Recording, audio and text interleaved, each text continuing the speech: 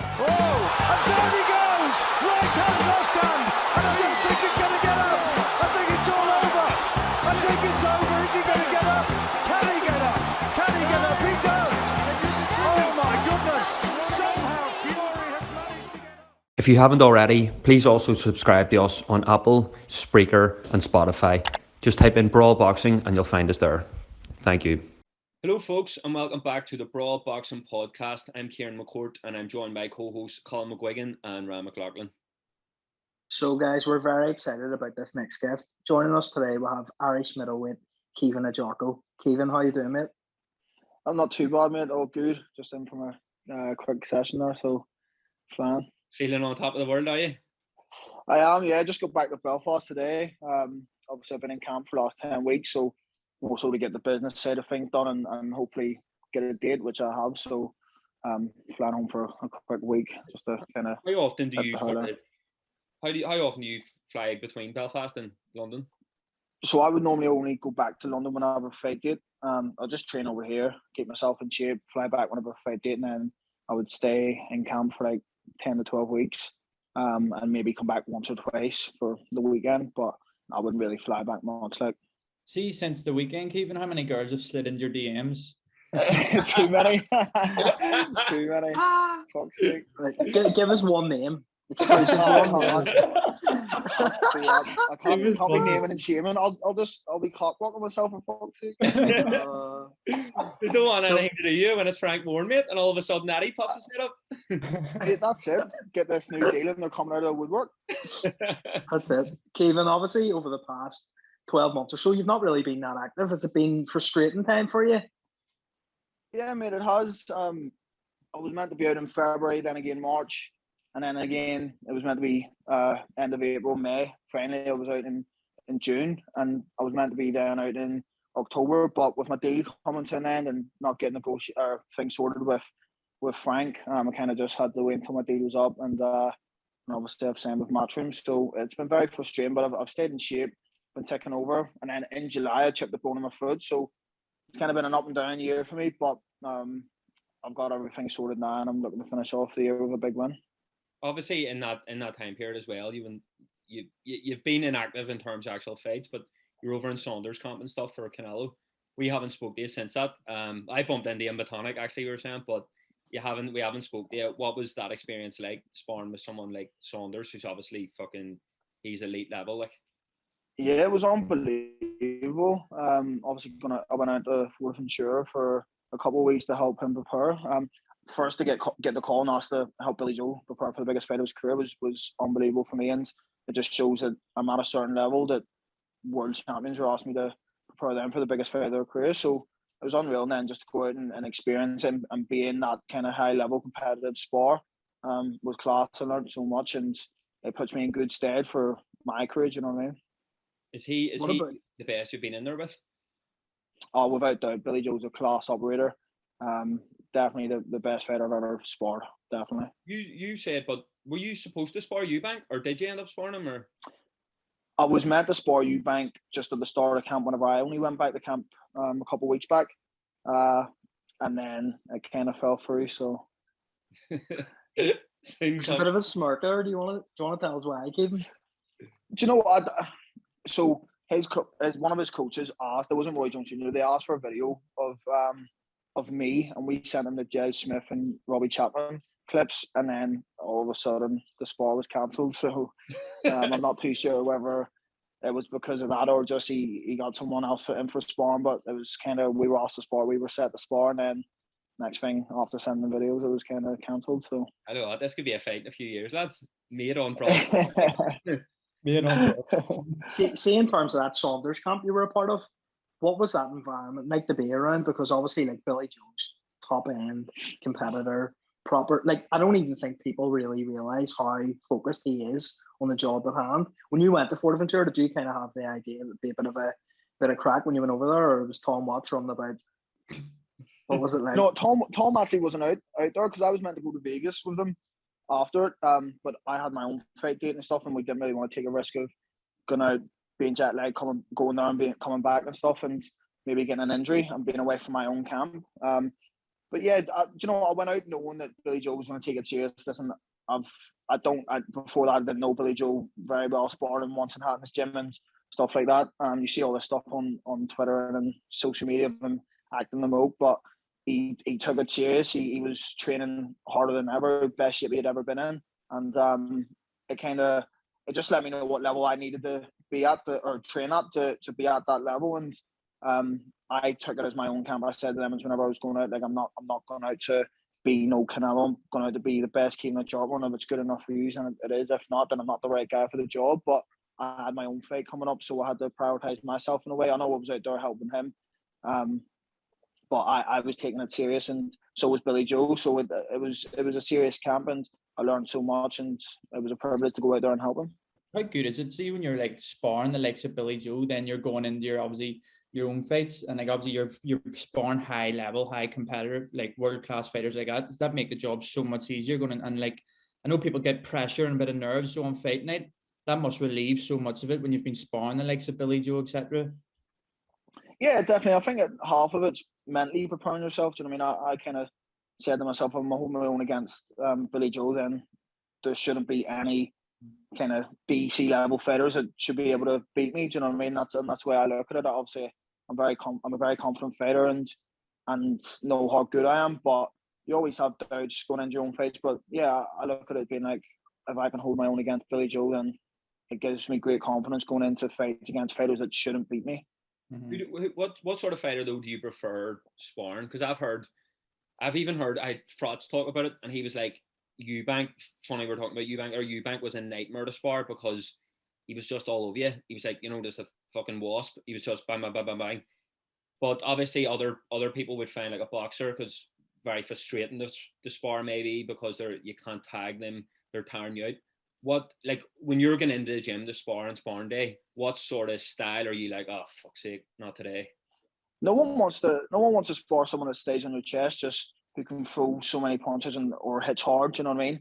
For me, I actually prefer to box someone who comes forward. Like it's not just you watch my fights and you see all these highlight clips of me hurting people and being a vicious puncher, but it's not really the way I box. If you watch me spar, I don't go forward. Like I box in the back foot. I would say I'm an aggressive counter puncher, and I prefer fighters to come forward. I don't, not that I don't like fighting or going forward against people who box, but I don't really face people like that because I'm always the counter puncher. But I prefer fighters that come forward so I can just pick them off.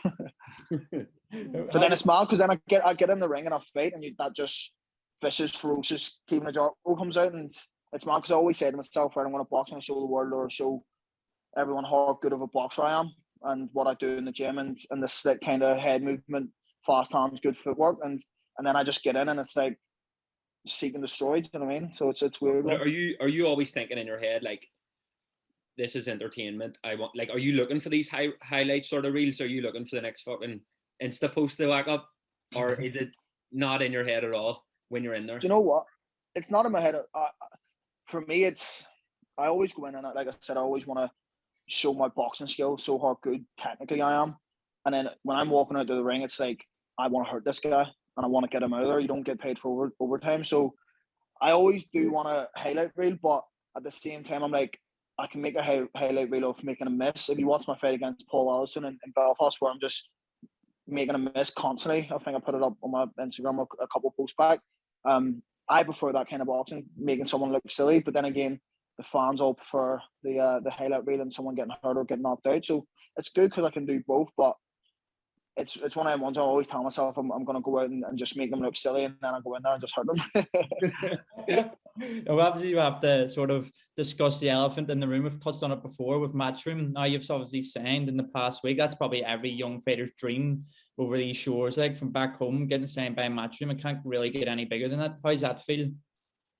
It feels unbelievable. You know, I've worked my whole career to be at a certain stage, and that's this stage. I feel like this next step in my career will boost me to world level. As long as I keep improving and winning, I'll definitely be at world level. So it feels unbelievable. It's a relief that all the hard work is kind of paid off. But for me, I don't like everyone saying, "Oh, your hard work's paid off," but I look at it as if the hard work's only starting now. I feel like I have so much to prove. Do you know what I mean? It's all right, Eddie saying to me and it looks good, and I still have to get in there and perform. And and show him and prove to him that he made the right decision in signing me. Do you know what I mean? So, although it does feel amazing, I feel like I've so much more to prove. How did that actually come about? What was the initial stages? Did he send you a DM on Twitter or something, and then fancy coming over? Yes. So we try to get things we were in negotiations with Frank because I was coming out of contract. Couldn't get things sorted once my contract was up. We had a couple of options on the table, and once Eddie had heard that I was becoming a free agent, he was straight on the ball, and we got negotiations done in, I think it was 24, 48 hours, so it was so quick. But it's good because they showed that they really wanted me and made it happen, so it was great for me. What's the initial meeting with Eddie like? Like I can just imagine, like the first meeting, was it like a FaceTime? Did you meet him, and what was it like? No, so the actual first time I met him was Saturday there at the Chantel Cameron fight. Yeah, so we actually, all the negotiations went through someone else in his team. Obviously they told Eddie what we wanted, and he agreed with it or negotiated back, and then I met him finally on Saturday backstage. Kind of freed up some time for me, and we got photos and stuff, and had a chat and talked about plans going forward and stuff. So it was great. It was good. Like, did he tell you about Brawl Boxing and Matchroom's new venture together, or no? No, I think he was keeping that on a secret. That's meant to be announced in a few weeks. I know. Caoimhin, are you able to talk about? I know you've probably been asked in a few interviews, but about why it broke down with your previous promotion, or yeah, like do you know what it was? It was our main objective was to be brought back to Belfast and promoted back home, and I always want to come back home and give my fans big nights back here. Do you know what I mean? I'm a Belfast fan, and I have so much pride in coming from Belfast, and I feel like I've boxed away across the water for 3 years now. Do you know what I mean? I've had 8 fights across the water and only one here, so I want to come back to Belfast and build myself here, like Carl Frampton did, and kind of Frank didn't really buy into that and didn't really want to kind of invest in it, and for me that was the big thing. As money aside or anything else, or fights or titles, whatever, that was my main objective, and we couldn't come to an agreement, and Eddie did. Eddie agreed on that, and we hope to fight back home next year. It looked like Frank was pumping so much energy into you, like it sort of took us off guard, and we were like, fuck, did Caoimhin leave Frank? But obviously it's worked out for the best, because a lot of fighters, like, they're with one of the top promoters, the likes of Frank, the likes of Eddie, and when them sort of communications break down or when they leave them, it's not as easy just to walk into another big promoter. Do you know what I mean? A lot of people then they have to sort of devolve or sort of go down to maybe a local promoter back home. But for you to be able to sort of go straight in with Matchroom, like, not too shabby. Yeah, do you know what it was? That was the main thing that I was worried about. If we don't come to an agreement with Frank, or if I have to settle for an agreement and not be happy with what was on the table, like what do I do? Do I just take that, or do I kind of have to just be like a free agent kind of and try and have belief in my manager to get me on certain shows? But thankfully, we had 2 free promoters on the table that were interested in signing me, and I was lucky enough to get it done with Matchroom. Just see, whenever you're looking, even at the likes of Mick Conlon, Carl Frampton, obviously selling out Belfast arenas, is that something you want to do in the near future, or is it something that maybe Eddie said it's not on the immediate future for you? No, near future. I want to come back home and headline shows next year. I hope to pick up a title in my next fight and come back home and defend it next year. That's the plans for now. We don't know if it's going to be a confirmed title next fight, but if it is, the plan is to come back home and defend it next year and kind of sell it shows. Listen, I'm not going to sell it the Odyssey. I'm still building them 9-0. But small venues and certain venues. Listen, James Hennison, Tommy McCarthy, the likes of Mick Conlon and Lee Wood could be in Belfast, wherever it is. I can be on the undercard of them, and I just want to be brought back home and build my career here, just like Carl did. Do you know what I mean? I don't think it's fair for me to always fight across the water and my fans having to travel. I get so much support from the Belfast fans and Irish fans in general that I feel like I deserve to give them big nights back home. Even like an Arthur Hall show or something be fucking amazing for your comeback. Like, that's a cauldron, obviously, in there. You've got Lewis headlining on Friday. Like, somewhere like that for you would be perfect. The only thing is Matchroom too big to do? You know what I mean? If you can talk them into like coming over to do like an Ulster Hall? Because I know Eddie loves his Odysseys and his arenas. Like, Yeah, no, 100%. I agree. But then again, the Matchroom have done a couple of shows at York Hall in the past, and the Ulster Hall isn't too far off that. So, I mean, it's one that we'd have to discuss on a venue, but it just depends who's on the card and being realistic with it. Will it sell out? And I feel like no matter who's headlining or who's on the card, Belfast fans always get behind their fighters and come out and support. So it's always going to sell out no matter what. You've seen that as well with the field, obviously, in August, like, because that was the first sort of event back in Belfast, really, and it was absolutely insane. And I think boxing is just such a buzz back home about it. And then there's obviously been a buzz now around you saying that Matchroom, and Eddie, like in his interviews, you heard him speak about you. Like, how, see, when you're watching, like him sitting down there with IFL or whoever it is, and he's saying those words about you, how does that make you feel listening to it? It makes me feel unreal because it shows the hard work that I've put in. Do you know what I mean? At the start, he stated he didn't really know much about me, didn't believe in me. And then he said he seen me fight and was like, fuck, I've slipped up here and let a good fighter go. But I mean, it gave me time to build over the last 3 years and prove to him and whoever else that doubted me wrong. And thankfully, like you said, it come back around on a full circle and I signed with them. So it makes me feel good that I've kind of proved him wrong and shown him that I am a good fighter and that he made a mistake and he's made that right now. The Canelo comparisons as well. Yeah, do you know what? Compare me to Canelo. Everyone keeps, do you know, I don't see it. I see it because of the body punching and kind of ferocious punching and good head movement, but I don't know. I keep on saying that I don't see the kind of comparison to Canelo.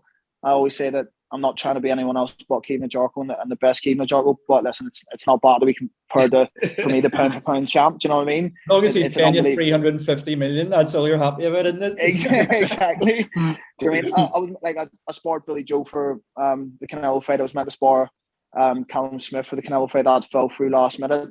And then everyone compares me to Canelo, and I've been called the Irish Canelo and stuff like that. So it makes me feel unbelievable. It's an honour to be kind of compared to a great fighter like that. But I don't intend to try and beat Canelo. I just want to be the best Caoimhin Agyarko. Does that add pressure? But like, not only the Canelo comparisons, but like Eddie, obviously the way Eddie's speaking about you, he doesn't speak a lot about new signings like that with that sort of energy or intensity or like the words he's saying.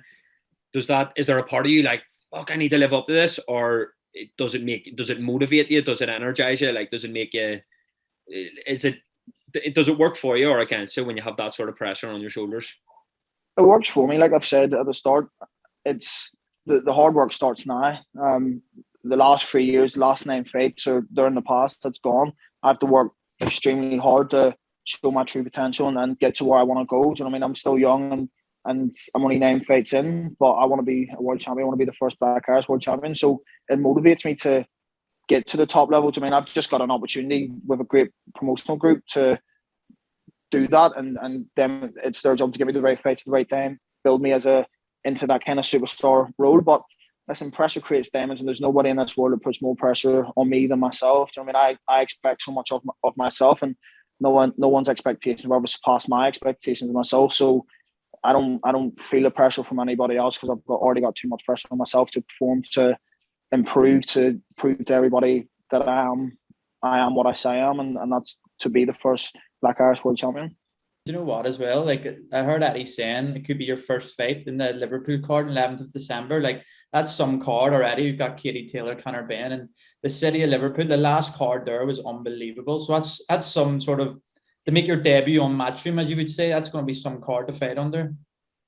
Yeah, definitely. I'll be out in December. I'm not going to announce when until it's out next. It should be out next week or the week after, but I'll be out in December. And if it is that card, listen, what an honour to be fighting on Katie Taylor's on the card. What do you mean if it is that card? Just say it. No, give us the exclusive. Where are you getting on? Do you know what? I'm on that card, right? Yeah. I'm on that card. Yeah, so I'll be out December. I'll be out in December on the Liverpool show. And like I say, what an honour to be on Katie Taylor's on the card. Conor Benn's co-main eventing. And I've heard there's a couple of good fighters on the show. It'll be an unbelievable night, and like the Belfast fans, the Liverpool fans get behind their boxing, and it'll be a spectacular night. And playing Smith away at night, they could be further away and fuming though. I checked it. Me and McCourt might have to make an appearance at that show. Oh, 100. I hope to see you there. He's got to come support. Caoimhin, I've got a serious question here, right? Don't have to answer it if you don't want to, but I'm interested to know, right? See if Get a wee DM or Caoimhin, did you? yeah, I was one of them birds. I was one of them birds on Instagram who's still on that call. Here, right? So, Caoimhin, dead serious here, right? Did you ask Frank for the Nathan Heaney fight? And if you didn't, are you gonna be wanting that fight coming up? Because I seen you two kind of going at it a bit when you were both under Frank, and I thought maybe that was part of the reason that you might have left him. You know, I'm sick of talking about Nathan Heaney. He's not going to fight anyone good because he sells so many tickets. We asked for that fight. Me and my manager went into the meeting with not with Frank directly, but his representatives, and they asked me what domestic fighter I wanted next, and I said, give me Nathan Heaney, and they told me I would never get that fight. It's not the reason I left or anything like that. It's not the reason. I told you it's the reason we couldn't come to negotiations and they broke down and stuff, but we asked for that fight and I was told I wouldn't get it. So if there was a man to make it happen, it's Eddie Hearn, though, isn't it? It is indeed, but then again, Frank won't put him in with me. Listen, the guy sells 1,500 tickets on a bad day, so they're gonna protect him as much as possible. It's nothing personal between me and Nathan. I feel like he thinks it's personal. With any fighter, it's never personal with me. It's strictly business. I don't go out calling fighters out, but then again, closed mouths don't get fed. And if I want to prove myself against a fighter that was in the same stable as me and everyone's blowing smoke up his arse, then I have the right to kind of say that I'll fight him at any time. But yeah, they're not going to put him in with me, and I'm not sure they'll put him in with anybody that's half decent. What about that Idris Virgo fella? Is he still piping up? No. I just said I haven't heard. I was glad I hadn't heard from him in so long because the guy asked for 120k to fight me, which is he's probably not even getting 10k a fight. And then he commented on whenever Eddie or Matchroom had posted that I had signed, he commented and says, "Let's get the fight done" or something. He's an absolute donut. It's all publicity. He's come off Love Island. And do you know what the thing is? I actually think he's half decent. He actually is half decent. On Love Island, he was terrible. No, on Love Island, he's fucking. On Love Island, he was shit. But as a fighter, he's actually half decent. Slow feet, but I mean, he would last probably 3-4 rounds against me. But listen, he's not one. He's not going to take a fight. I'm a fight man. Like I come from Belfast. I'm an Irishman.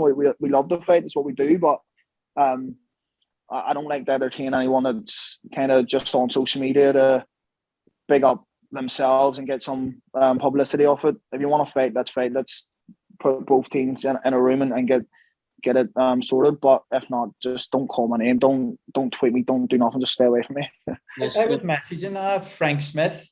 We were speaking about it, and he was saying about Love Island 2022. Is that true? Do you know what? I was going to say the same thing. Do you know what? I was asked to go on Love Island, and everyone keeps on telling me to go on it. I couldn't do it. Were you actually asked? Yeah, I feel like it's fake, and I just couldn't do it. I'd cringe watching it back. Yeah, it's fucking risky as well. Like, look at your big mate, Tommy Fury, though. Like, look where it's taking him now. That's very true, but Tommy kind of has that personality. I'm not saying he's fake or anything, but that worked well for him, and I get on very well with Tommy. But it's just not for me. I'm not that type of person. I just want to fight. Paul fight? It's not a very good fight in terms of boxing, but it's a very good fight for fans in general. Jake Paul's bigged himself up. And produced the wins, and Tommy's come off Love Island and has a lot of following, and obviously comes from an unbelievable fighting family, so it makes sense. And I think it'll be a competitive fight, though I do think Tommy will win. I just think a natural boxer beats Jake Paul. There's so many flaws in his kind of style and stuff like that, but I actually don't think he's as bad as everyone makes him out to be, although he is a YouTuber. He actually is improving every single fight, and he's half decent. Listen, to beat Woodley, who's an MMA fighter, you shouldn't be beating MMA fighters. I don't care how good their stand-up is. They train in a combat sport, so you shouldn't be beating them. And he's done that against two of them, so he must be half decent. Yeah, I seen someone tweeted the other day. Who was it?